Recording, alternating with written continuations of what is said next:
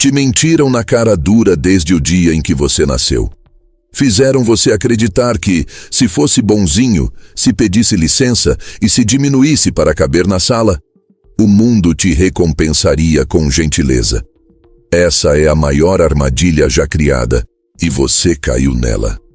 Olhe para a sua vida agora mesmo e seja brutalmente honesto com o que você vê. Quem é a pessoa que consegue a promoção no seu trabalho? É aquela que pede permissão para falar ou a que toma a liderança da reunião? Quem consegue o respeito genuíno dos outros? É aquele que sorri e concorda com tudo ou aquele que diz não sem piscar? A realidade é fria e seus pais, seus professores e a sociedade inteira tiveram medo demais de te contar a verdade. Eles te treinaram para acreditar que ser agradável é uma virtude moral e que complacer os outros é uma fortaleza de caráter. Mas a educação excessiva, aquela polidez exagerada que te ensinaram a carregar como um troféu, nada mais é do que uma palavra socialmente aceitável para submissão. Quando você é educado demais, quando você se curva para não incomodar, você não está sendo uma boa pessoa. Você está sinalizando para cada predador, para cada manipulador e para cada competidor no ambiente que você é uma presa fácil. Você está transmitindo aos gritos, através do seu comportamento, que as suas necessidades são secundárias, que o seu tempo é barato e que os seus limites são totalmente negociáveis. Você passa os dias achando que está mantendo a paz, evitando conflitos e sendo o diplomata. Na realidade, você está destruindo a sua reputação tijolo por tijolo. Você está erodindo a sua autoridade e treinando o subconsciente das pessoas ao seu redor para te tratarem como um tapete. E entenda que isso não é sobre se tornar um idiota ou uma pessoa grosseira. Não é sobre perder a sua humanidade. É sobre algo muito mais perigoso. É sobre deixar de fingir. Porque essa educação excessiva que você pratica não é cortesia, é covardia disfarçada de bons modos. Nicolau Maquiavel já tinha observado isso há 500 anos. Ele viu claramente que os homens que caíam, aqueles que perdiam o poder e a relevância, não eram os rudes ou os tiranos implacáveis, eram os demasiadamente amáveis. Eram aqueles que dobravam a coluna para agradar. Aqueles que acreditavam ingenuamente que ser inofensivo os faria serem amados pelo povo ou pelos seus pares. Mas o mundo não ama os inofensivos. O mundo usa os inofensivos. Se você já se sentiu ignorado em uma conversa, interrompido no meio de uma frase ou subvalorizado profissionalmente, não é porque você não tem talento. É porque o seu comportamento está te traindo a cada segundo. Existe um mecanismo psicológico profundo operando aqui. Desde criança, você foi programado com frases feitas que tatuaram na sua mente para que você nunca questionasse o sistema. Disseram que quem é grosseiro não tem amigos, que se não tem nada bom para dizer, fique calado. Venderam para você o sacrifício pessoal como algo nobre. Fizeram você sentir orgulho de não incomodar, de não ocupar espaço, de não exigir nada. Quando alguém diz que pessoa tão educada, o que o cérebro reptiliano dessa pessoa está realmente registrando é que pessoa fácil de ignorar. Esse veneno psicológico é doce porque a educação excessiva se sente virtuosa. Ela te dá uma falsa sensação de superioridade moral. Você olha para os outros que impõem limites e pensa: eu não sou como esses grosseiros, eu tenho classe. Mas essa classe que você tanto defende é a mesma corrente que te mantém preso no mesmo cargo, na mesma situação financeira e na mesma dinâmica de relacionamento, esperando passivamente que alguém finalmente note a sua bondade. Há um conceito na psicologia chamado complementaridade de dominância que explica exatamente por que isso acontece. É biologia pura. Se você age de forma submissa, o cérebro da outra pessoa está programado instintivamente para assumir o papel dominante. Não é por maldade, não é pessoal. É a natureza preenchendo o vácuo que você criou. Você é quem está forçando o outro a te olhar de cima para baixo. Ao se fazer pequeno, você entrega o chicote na mão do outro e depois se pergunta por que está sendo castigado. Pense na economia das interações humanas. Quando você é excessivamente prestativo, quando você nunca causa atrito, você se torna previsível. E tudo o que é previsível e abundante perde valor. O ar é vital para a sobrevivência, mas ninguém paga por ele porque ele está em toda parte. O ouro é valioso porque é raro e difícil de extrair. Ao estar sempre disponível, sempre sorrindo, sempre cedendo, você se transformou em ar. Necessário, talvez, para que o escritório funcione ou para que a família não desmorone, mas completamente invisível e dado como garantido. A verdade desconfortável que nenhum livro de autoajuda fofinho vai te contar é que você não pode ser uma boa pessoa se você não for capaz de ser uma pessoa perigosa. Se você é inofensivo, se você é incapaz de dizer não, incapaz de entrar em conflito e incapaz de se defender, você não é virtuoso. Você é apenas fraco. Um coelho não é virtuoso por não comer o lobo. Ele não come o lobo porque não consegue. A verdadeira virtude, o verdadeiro poder, vem de ter a capacidade para o caos, a capacidade para a agressão se for necessário, e manter esse poder sob controle voluntário. Isso é o que significa ter caráter. Você tem que ter o poder para ser gentil. Caso contrário, você não é gentil, você está apenas quebrado. Você está tentando provar para o mundo: olha como sou inofensivo, por favor me amem. E o mundo te olha com desprezo, porque o mundo sabe lá no fundo que uma pessoa que não pode se proteger, não pode proteger mais ninguém e não tem valor na trincheira da vida real. O que estamos discutindo aqui é a integração da sua sombra. É parar de rejeitar a parte de você que quer vencer, que quer ser respeitada, que tem ambição. Enquanto você continuar achando que a sua polidez é o seu maior trunfo, você continuará sendo o coadjuvante da sua própria história. As pessoas sentem o cheiro do medo na sua gentileza. Elas percebem que o seu sorriso é um pedido de socorro e não uma expressão de alegria. Elas sabem que o seu silêncio não é sabedoria, é medo de errar. E elas reagem de acordo com o que você oferece. Se você oferece submissão, elas oferecem dominação. Se você oferece insegurança, elas oferecem desdém.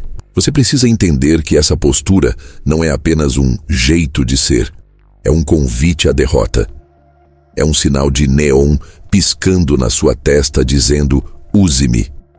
E mudar isso não exige que você se torne um vilão de novela. Exige que você pare de fingir que não tem dentes. Exige que você mostre que é capaz de morder, não para ferir, mas para estabelecer que existe uma linha que não deve ser cruzada. O respeito nasce desse entendimento mútuo de força, não da compaixão pela fraqueza. Agora, talvez você esteja pensando que isso é apenas uma questão de atitude interna, uma mudança de mentalidade abstrata.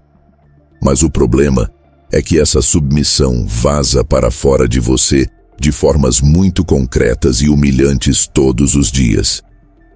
Ela se manifesta nas palavras exatas que você escolhe usar quando abre a boca.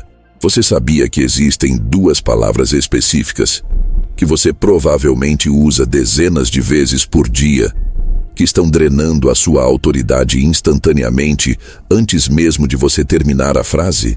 Você precisa começar a pensar nas palavras que saem da sua boca como se fossem dinheiro vivo saindo da sua carteira. Existe uma economia brutal e invisível regendo cada interação humana. Um mercado de ações onde a moeda de troca é a autoridade e o respeito. A maioria das pessoas vive em completa falência nesse mercado sem nem perceber, porque passam o dia inteiro jogando sua credibilidade no lixo, centavo por centavo, frase por frase. Se você quer entender por que ninguém te leva a sério, pare de olhar para as suas intenções e comece a olhar para o seu vocabulário. porque você está sofrendo de uma hemorragia linguística. Cada vez que você abre a boca, você tem uma escolha. Ou você acumula valor ou você paga uma dívida. E a tragédia é que você foi ensinado a pagar dívidas que você sequer contraiu. O primeiro grande vazamento de poder na sua conta bancária social é o reflexo automático do pedido de perdão. Pense na última vez que você estava andando na rua e alguém esbarrou em você. Qual foi a primeira palavra que disparou da sua garganta antes mesmo do seu cérebro processar o impacto? Provavelmente foi desculpa ou perdão. Pense na insanidade disso. A outra pessoa invadiu o seu espaço físico, a outra pessoa foi descuidada e você, num ato de submissão instantânea, assumiu a culpa pelo erro dela. Isso não é educação. Isso é uma confissão. Na economia da linguagem, uma desculpa é uma admissão de dívida. É você dizendo para o mundo, eu errei, eu devo algo a vocês para equilibrar a balança. Quando você pede desculpas por coisas que não são sua culpa, pela chuva, pelo trânsito, por pedir uma informação, por ocupar um lugar na mesa, você está pagando uma dívida que não existe, e o mercado reage a isso com inflação. Se você pede perdão por tudo, o seu perdão perde todo o valor. Ele se torna ruído de fundo. E o pior acontece quando você realmente comete um erro grave, um erro que exige reparação real. Quando esse dia chega e você diz, sinto muito, ninguém se importa e ninguém acredita, porque você usou a mesma palavra 5 minutos atrás porque derrubou uma caneta. Você gastou todo o seu capital de arrependimento em trivialidades e agora está falido quando realmente precisa pagar. Isso cria uma dinâmica perversa, onde você está constantemente em débito com todos ao seu redor. Se você inicia uma reunião dizendo, desculpa por tomar o tempo de vocês, você já começou perdendo. Você acabou de enquadrar a sua presença, a sua voz e as suas ideias como um incômodo, como algo negativo que precisa ser perdoado. Você colocou a audiência na posição de juízes que têm o poder de te absolver ou condenar. Líderes e pessoas de alto valor não fazem isso. Eles entendem a troca. Em vez de pedir desculpas por um negativo, eles agradecem por um positivo.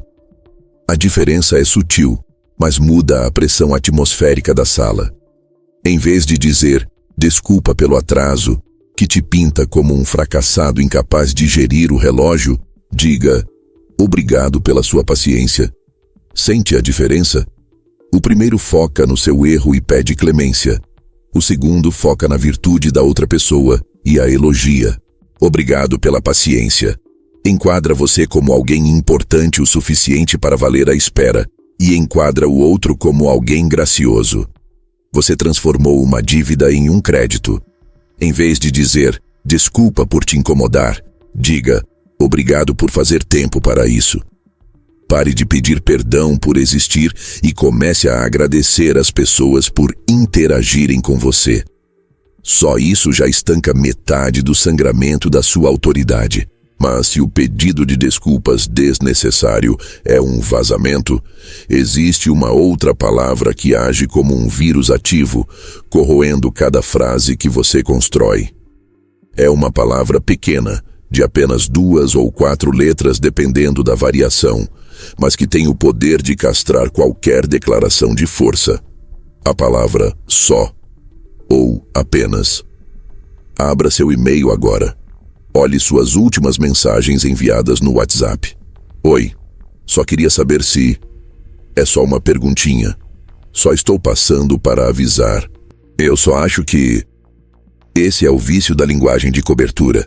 É um escudo que você levanta porque, no fundo, tem medo da sua própria assertividade. O uso do só é um mecanismo de defesa. Ele serve para diminuir o impacto do que você vai dizer, para fazer você parecer menor, menos agressivo, menos cheio de si. Você usa porque tem medo de que, se falar direto, a outra pessoa vai te achar rude ou exigente. Então você se encolhe. Só queria verificar. Traduz-se psicologicamente para: eu sei que a minha existência é uma moléstia para você e que eu não tenho o direito de exigir o seu tempo, Então vou diminuir a minha solicitação ao nível microscópico para ver se você não se irrita comigo. É patético, e é exatamente assim que é recebido pelo subconsciente de quem lê. Pense na ironia disso. Você usa o só para não parecer agressivo, mas acaba parecendo inseguro. E na natureza humana existe um viés cognitivo desagradável, mas real. Nós instintivamente confiamos mais na certeza do que na competência. Se um cirurgião entrasse na sala antes da sua operação de coração aberto e dissesse: "Bom, eu só vou tentar dar uma olhadinha no seu coração hoje, só para ver se consigo consertar, tudo bem?" Você sairia correndo daquele hospital gritando. A ambiguidade gera terror. A incerteza gera desconfiança. Nós queremos o cirurgião que diz: "Vou abrir, vou consertar e vamos terminar em 3 horas." A clareza é conforto. A certeza é segurança. Quando você remove o só e o apenas do seu vocabulário, você para de se esconder. Você passa a fazer declarações de fato, não pedidos de permissão. Estou verificando o relatório, em vez de só estou verificando. Tenho uma dúvida, em vez de só uma duvidazinha. No começo, quando você apagar essa palavra dos seus e-mails, seu cérebro vai gritar em pânico. Você vai sentir que está sendo seco, grosso, arrogante. Esse desconforto é o som da sua fraqueza morrendo. É o som do você antigo, condicionado a ser pequeno, resistindo à mudança. Ignore esse grito. A mensagem que chega do outro lado sem o só não soa rude, ela soa profissional. Ela soa como a voz de alguém que sabe que o seu tempo é valioso e que a sua mensagem merece ser lida. A eliminação dessas duas muletas linguísticas, o pedido de desculpas reflexivo e o minimizador só, força você a ocupar o espaço que é seu por direito. Não é sobre arrogância, é sobre precisão. É sobre parar de diluir a sua presença. Se você tem algo a dizer, diga. Se você tem uma pergunta, faça. Se você errou, conserte, mas não se arraste. A economia da linguagem é implacável. Quem fala menos e com mais precisão, vale mais. Quem fala muito, se justifica demais e se diminui a cada frase, vale menos. É oferta e demanda básica aplicada à sua personalidade. Você quer ser ouro ou quer ser inflação? A escolha acontece cada vez que você abre a boca ou digita uma frase. Você pode passar a vida inteira achando que as pessoas não te respeitam porque você não tem o cargo certo, o carro certo ou a roupa certa. Mas a verdade é que elas não te respeitam porque você está, verbalmente, se ajoelhando diante delas a cada interação. Você está entregando todo o seu poder de bandeja antes mesmo da negociação começar. Recupere sua linguagem e você começará a recuperar seu lugar na hierarquia social. Mas cuidado, porque mesmo que você domine a sua língua e limpe o seu vocabulário, existe uma traição ainda maior que acontece sem que você diga uma única palavra. Você pode falar como um rei, mas o que adianta se o seu rosto está agindo como o de um servo aterrorizado no exato momento em que você é confrontado? Existe uma traição silenciosa acontecendo agora mesmo, uma sabotagem que não depende de nenhuma palavra que você diga, mas de como a sua biologia reage à pressão. Você pode ter eliminado os pedidos de desculpas, pode ter cortado os vícios de linguagem, mas o seu corpo ainda está gritando submissão para qualquer um que saiba ler os sinais. Estamos falando de instintos primitivos, de reações programadas no seu sistema nervoso há milhares de anos. E a menos que você aprenda a hackear esse sistema, você continuará sendo dominado, não por falta de inteligência, mas por excesso de biologia. O foco aqui são 2 comportamentos microscópicos que destroem a sua autoridade mais rápido do que qualquer erro técnico. O sorriso de tensão e o pavor do silêncio. Vamos começar com a biologia bruta. Existe um conceito na psicologia comportamental chamado complementaridade de dominância. É uma regra quase matemática das interações sociais. Se você projeta submissão, O cérebro da outra pessoa é instintivamente programado para projetar dominância. É como uma gangorra. Se você desce, o outro sobe. Não é pessoal, não é porque o seu chefe é mau ou porque o cliente é um tirano. É porque você criou um vácuo de poder e a natureza abomina o vácuo. Alguém tem que estar no comando. E se você sinaliza com o corpo que não é você, o outro assume o controle automaticamente. E o sinal mais claro, mais óbvio e mais destrutivo que você envia é o sorriso inadequado. Imagine o cenário. Você está em uma reunião e alguém faz um comentário agressivo sobre o seu trabalho. Ou você está na fila do mercado e alguém tenta passar na sua frente. Você sente o sangue ferver, sente a injustiça, sente a raiva subir pelo peito. Mas o que o seu rosto faz? Você sorri. Não é um sorriso genuíno, não é um sorriso de alegria. É um sorriso tenso, plástico, com os lábios esticados e os olhos assustados. Por que fazemos isso? Porque sorrimos quando estamos sendo atacados ou desrespeitados. A resposta está na nossa ancestralidade primata. No reino animal, mostrar os dentes nem sempre é uma ameaça. Quando um chimpanzé está aterrorizado diante de um macho alfa muito maior e mais forte, ele retrai os lábios e mostra os dentes num esgar de medo. Ele está dizendo: eu sou pequeno, eu sou inofensivo, eu sou amigável. Por favor, não me mate. Esse sorriso nervoso que você dá quando seu chefe grita com você é exatamente a mesma coisa. É um mecanismo de defesa evolutivo. Você está tentando desarmar a agressão do outro, mostrando que você não representa perigo. Você está implorando por clemência biológica. O problema é que, ao fazer isso no mundo humano civilizado, você está cometendo um erro estratégico fatal. Quando você sorri para alguém que está te tratando mal, você está validando o comportamento dessa pessoa. Você está treinando o cérebro dela através de reforço positivo. O subconsciente do agressor registra: eu fui agressivo e recebi um sorriso em troca. Logo, ser agressivo funciona e é aceitável. Você está recompensando a sua própria destruição. Além disso, isso cria uma dissonância cognitiva em quem te observa. As pessoas veem a raiva ou o medo nos seus olhos, mas veem o sorriso na sua boca. Essa incongruência faz você parecer falso, pouco confiável e, acima de tudo, fraco. O rosto de um líder, de uma pessoa que detém poder real, possui congruência. Se a situação é feliz, ele sorri. Se a situação é séria, o rosto é sério. Se a situação é desrespeitosa, o rosto se torna frio. A saída para isso é recuperar o controle dos seus músculos faciais.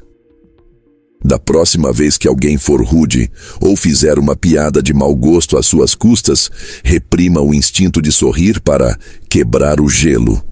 Não fique bravo, pois a raiva é uma reação e reagir é perder. Faça o olhar inexpressivo. Relaxe o rosto, olhe nos olhos da pessoa e não faça nada. Deixe o sorriso morrer nos seus lábios. Esse rosto de pedra é um espelho que reflete a grosseria do outro de volta para ele, sem amortecedores. E aqui entramos na segunda parte dessa biologia da submissão. O pavor do silêncio e a necessidade compulsiva de preencher o espaço. Isso geralmente se manifesta na forma de superexplicação. Digamos que você precise negar um pedido ou entregar um projeto atrasado. A pessoa insegura não diz apenas não, ela vomita palavras.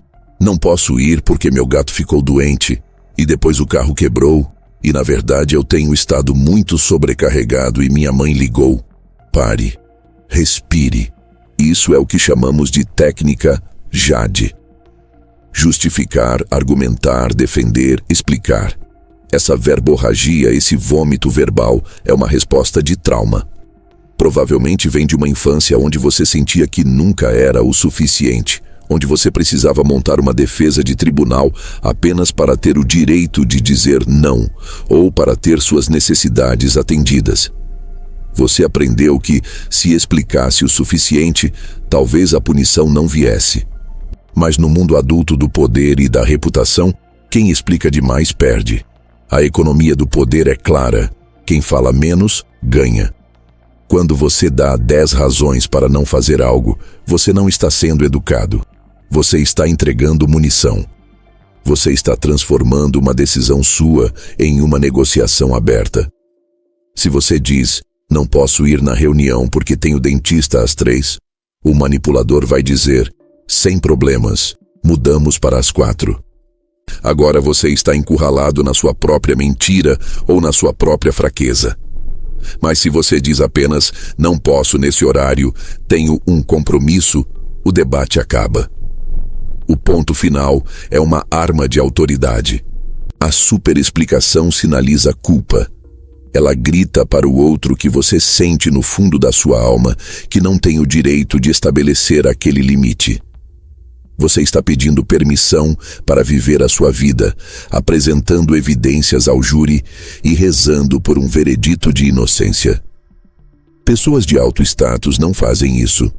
Um diretor executivo não escreve 3 parágrafos para recusar um convite de café. Ele escreve uma frase. A brevidade é o idioma da confiança. O segredo, e a parte mais difícil, é o que vem depois da sua fala curta. O silêncio. A maioria das pessoas tem fobia do silêncio.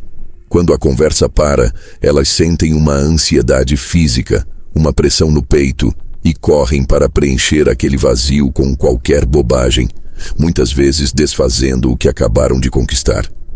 Elas fazem uma proposta de preço e se o cliente não responde em 2 segundos, elas já dizem, mas podemos negociar. Elas mataram a venda com a própria língua. O silêncio é onde vive a sua dignidade. Depois de dizer o que precisa ser dito, calhe a boca, morda a língua se for preciso. Aquele silêncio que se estende na sala, aquele ar pesado, é a pressão do poder se acumulando. A pessoa submissa corre para aliviar essa pressão falando. A pessoa dominante deixa a pressão lá, pesando sobre os ombros do outro. Ao eliminar a reação emocional e o preenchimento nervoso, você força a outra pessoa a sentar no desconforto da situação. Você verá que elas começarão a se mexer na cadeira, gaguejar, tentar se explicar. Elas tentarão preencher o silêncio porque perceberam que a tática delas não funcionou com você. Esperavam um sorriso nervoso e uma desculpa esfarrapada. Você entregou um rosto impassível e um silêncio absoluto. É nesse exato momento que a dinâmica muda.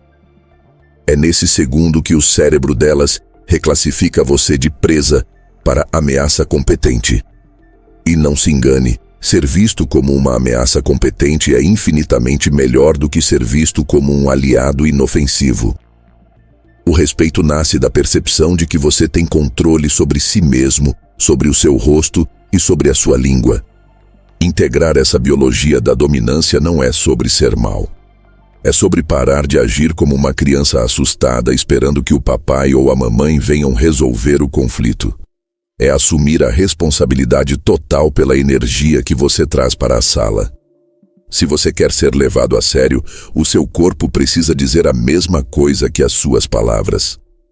Não adianta ter um discurso de leão se a sua face é a de um cordeiro prestes a ser sacrificado. Você precisa praticar isso como se fosse um esporte. O rosto neutro, o contato visual inquebrável, a frase curta e o silêncio mortal. No começo, vai parecer antinatural. Você vai sentir que está sendo frio, distante, talvez até psicopata. Mas observe os resultados. Observe como as pessoas param de te interromper. Observe como elas começam a buscar a sua aprovação em vez de exigir a sua obediência. Você mudou a frequência do rádio. Mas atenção, porque mesmo que você domine o seu rosto e a sua língua, mesmo que você consiga sustentar o silêncio como um monge e olhar nos olhos como um predador, existe uma armadilha mental final, um vício cognitivo que pode fazer você entregar todo esse poder de volta em uma bandeja de prata no momento em que você decide explicar uma ideia. O que acontece quando você finalmente fala, Quando você quebra esse silêncio poderoso e a primeira coisa que você faz é perguntar para a outra pessoa se você tem permissão para confiar no seu próprio cérebro, você acabou de entregar a apresentação da sua vida. Você explicou um conceito complexo, deu instruções detalhadas, traçou um plano estratégico e no exato segundo em que termina de falar, você solta uma pequena granada verbal que explode tudo o que você acabou de construir. Faz sentido? Você acha que está sendo atencioso? Você acha que está sendo didático e garantindo que todos estão na mesma página. Mas você não está. O que você está fazendo na realidade é insultando a si mesmo e, pior ainda, insultando a inteligência de quem te escuta. Essa frase, aparentemente inofensiva, é a armadilha final da validação, o vício de quem não confia na própria voz. Vamos dissecar o subtexto brutal dessa pergunta. Quando você diz "faz sentido" ou "tem lógica", existem apenas duas interpretações possíveis para o cérebro de quem ouve, e ambas são catastróficas para a sua reputação. A primeira interpretação, o subtexto A, é uma admissão de incompetência comunicativa. Eu sou um comunicador tão terrível e desorganizado que não consigo estruturar uma frase coerente. Então preciso checar se você conseguiu extrair algum significado da minha confusão. Você está dizendo que a sua fala é, por padrão, um ruído que precisa de verificação externa para ganhar valor. A segunda interpretação, o subtexto B, é ainda mais ofensiva. Eu acredito que você, ouvinte, é cognitivamente limitado e talvez não tenha a capacidade intelectual para acompanhar meus pensamentos básicos. Então preciso descer do meu pedestal para ver se você conseguiu pegar as migalhas. É uma situação onde você perde de qualquer jeito. Ou você é o tolo que não sabe falar, ou você é o arrogante que acha que os outros são tolos. Psicólogos chamam isso de busca de segurança. É um tique verbal que revela uma insegurança profunda. Você não está perguntando se o conteúdo tem lógica, porque fatos são fatos. Você está perguntando se você tem lógica. Você está implorando por validação existencial no meio de uma reunião de negócios. Imagine a seguinte cena para entender o pavor que isso gera. Você está sentado em um avião a 30.000 pés de altura, atravessando uma tempestade com turbulência severa. O piloto liga o interfone e diz com uma voz trêmula: "Senhoras e senhores, vamos tentar subir para uma altitude maior para evitar a tempestade e eu vou virar um pouco para a esquerda, faz sentido?" O pânico seria imediato. Você agarraria os braços da poltrona e começaria a rezar. Por quê? Porque um líder assume a clareza. Um líder sabe que o que está dizendo é coerente porque ele domina o assunto.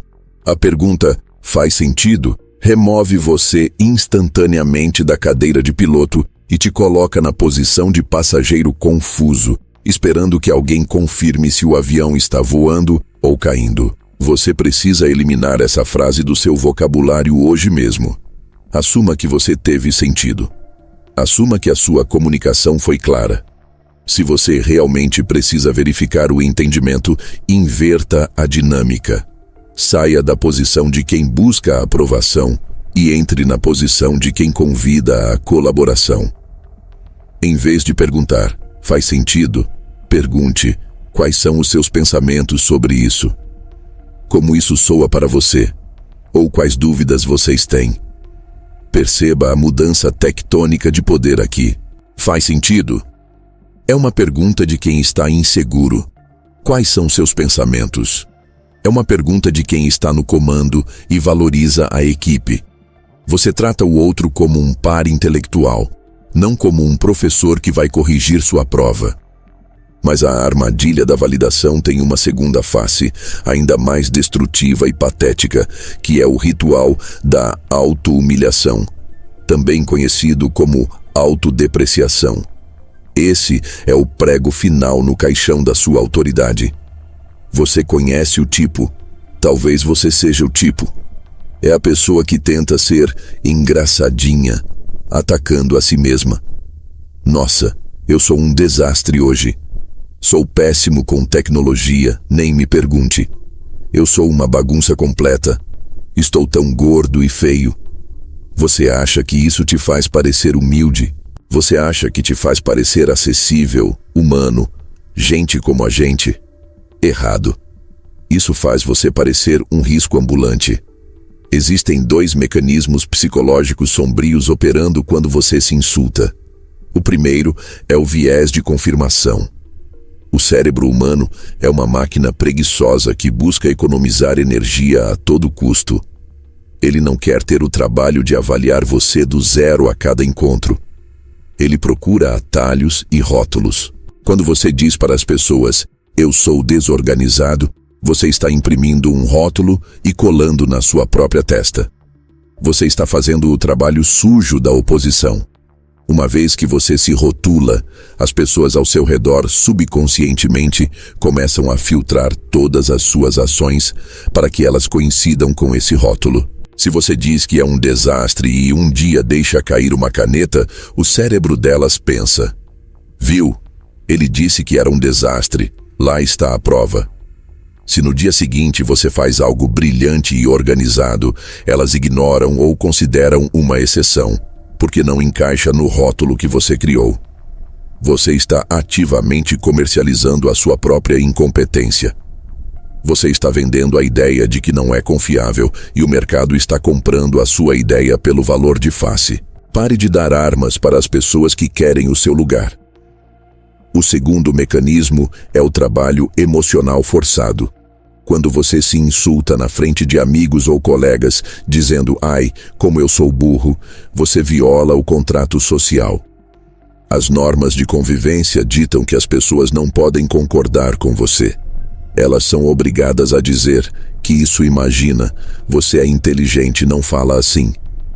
Você não está sendo modesto, você está pescando elogios. Você está montando uma armadilha emocional onde os outros são obrigados a realizar um trabalho não remunerado para consertar a sua autoestima quebrada. É exaustivo estar perto de alguém que se destrói o tempo todo. É como ter um buraco negro emocional na sala que suga a energia de todos. Eventualmente, as pessoas cansam desse teatro. Elas cansam de ter que te levantar toda vez que você se joga no chão. E um dia, quando você disser, sou um fracasso, elas vão apenas concordar com a cabeça ou ficar em silêncio. Nesse dia, a sua reputação morreu. Elas aceitaram a sua verdade. A saída para isso é matar o hábito de se auto-assar. Se você cometer um erro, admita o erro, corrija-o e siga em frente. Não transforme um evento em uma identidade. Diga, cometi um erro na planilha, aqui está a versão corrigida. Ponto final. Não diga, sou tão estúpido com números, sempre estrago tudo. Separe o comportamento da sua identidade. O erro foi uma ação, não é quem você é. E se você quer ser humilde, entenda o que é humildade real. A verdadeira humildade não é pensar menos de si mesmo, se achando um lixo. É pensar em si mesmo menos vezes. É focar no outro, no projeto, na missão, e não no seu próprio ego ferido. Pare de pedir desculpas por ser quem você é e pare de pedir para o mundo validar se você tem o direito de ocupar o seu espaço. Essas frases, esses hábitos de linguagem e de comportamento são sintomas de uma doença muito mais profunda. Você age assim, pedindo permissão e se diminuindo, porque foi ensinado que ter poder é errado. Foi ensinado que a sua ambição, a sua força e a sua capacidade de ser perigoso são coisas do mal que devem ser escondidas no porão da sua mente. Mas o que acontece quando você descobre que a única forma de ser verdadeiramente respeitado não é escondendo essa parte escura, mas trazendo ela para a luz e deixando ela sentar à mesa com você? Agora chegamos à raiz do problema, ao núcleo radioativo de onde emanam todos os comportamentos de submissão que discutimos até aqui. Você pode consertar a sua fala, você pode treinar o seu rosto para não sorrir quando está nervoso, mas nada disso será permanente se você não resolver a guerra civil que está acontecendo dentro da sua própria psique. A pergunta que você precisa se fazer, e que vai doer quando você encontrar a resposta, é: por que você faz isso? Por que você se anula, se desculpa e se humilha? A resposta não é porque você é educado. A resposta é porque você está aterrorizado com a sua própria natureza. O psiquiatra suíço Carl Jung ensinou que todo ser humano possui uma sombra. A sombra é a parte da sua psique que você rejeitou. O porão escuro onde você trancou tudo aquilo que a sociedade, seus pais e seus professores disseram que era feio ou mal. Desde pequeno, você foi condicionado a acreditar que a raiva é ruim, que o egoísmo é um pecado, que a ambição é ganância e que a capacidade de agressão é algo que deve ser eliminado. Disseram para você ser um menino bonzinho ou uma menina comportada. E o que você fez? Você pegou 50% da sua personalidade, a parte que contém o seu fogo, a sua vontade de potência e a sua capacidade de perigo, e a acorrentou na escuridão. Você cresceu e se tornou essa pessoa amável, esse cidadão modelo que nunca levanta a voz e que sempre cede o lugar.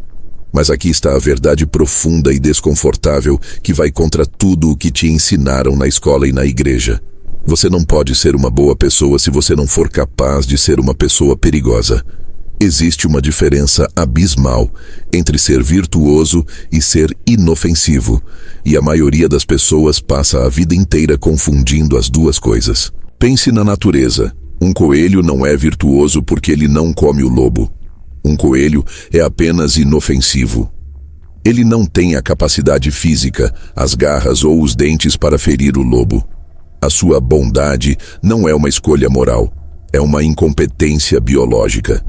Ele é uma vítima perpétua, esperando para ser devorada. Agora, pense em um guerreiro que tem uma espada afiada na cintura, que sabe exatamente como usá-la para matar, mas que escolhe mantê-la na bainha durante uma conversa. Isso é virtude. A virtude, o verdadeiro poder, exige que você tenha a capacidade para o caos, a capacidade para a destruição, e que você tenha essa capacidade sob controle voluntário e disciplinado. Se você é incapaz de dizer não, se você é incapaz de entrar em um conflito, se você treme diante da possibilidade de ofender alguém, você não é uma pessoa pacífica. Você é apenas uma pessoa fraca. A paz não é a ausência de força. A paz é a força contida.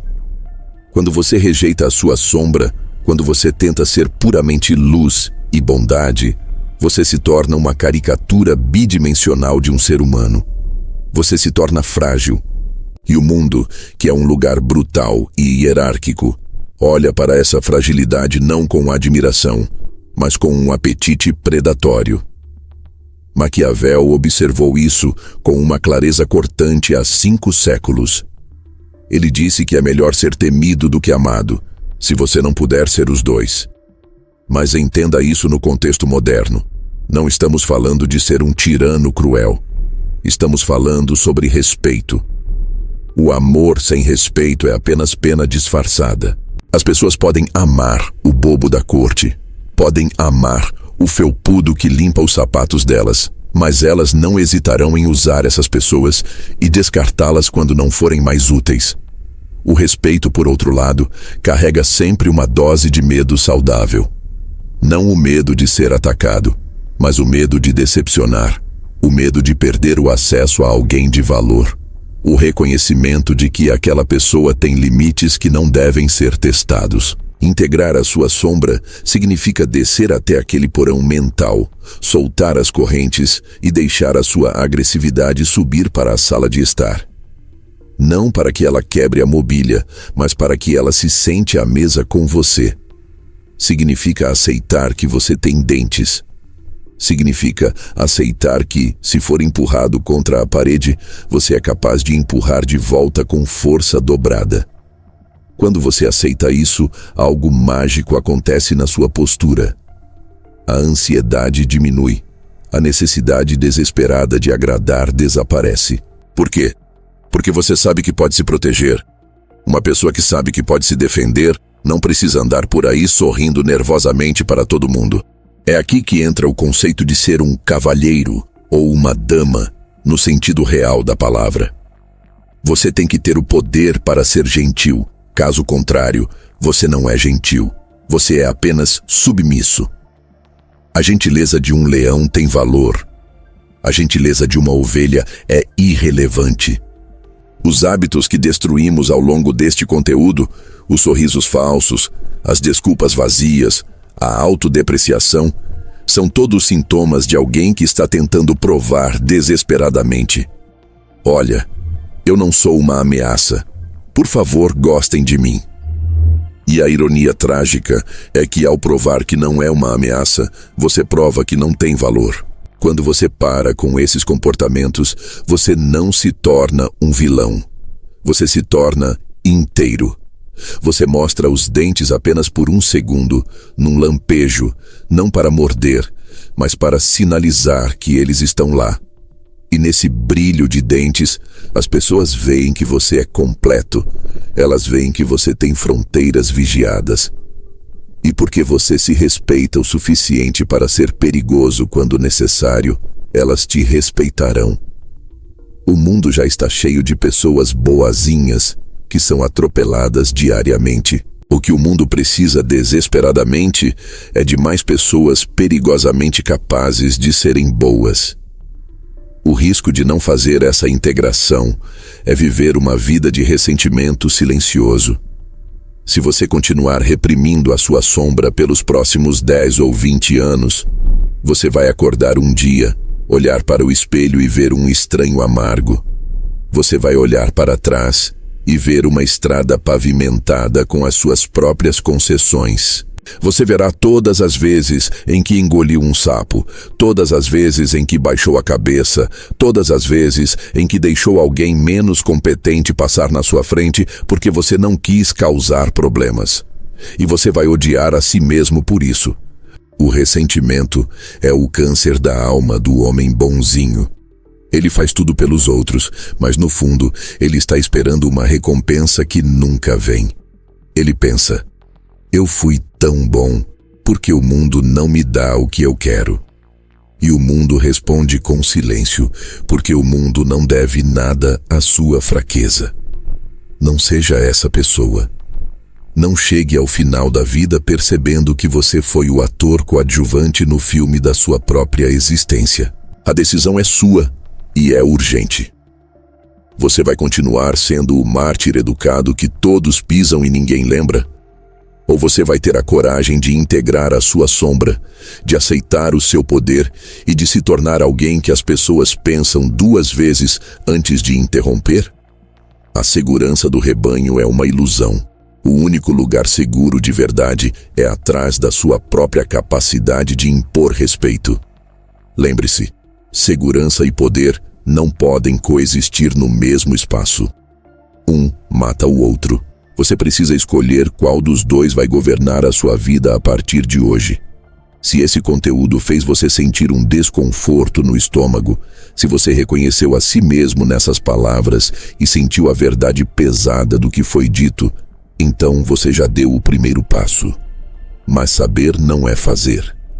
A transformação real acontece na prática diária, na próxima conversa, no próximo e-mail. Se você quer dominar as outras ferramentas de poder e linguagem corporal que a escola nunca te ensinou, inscreva-se no canal agora e deixe seu like. Comente aqui embaixo qual desses hábitos de submissão você vai matar hoje. Vamos ver quem está realmente comprometido com a mudança e quem está apenas assistindo.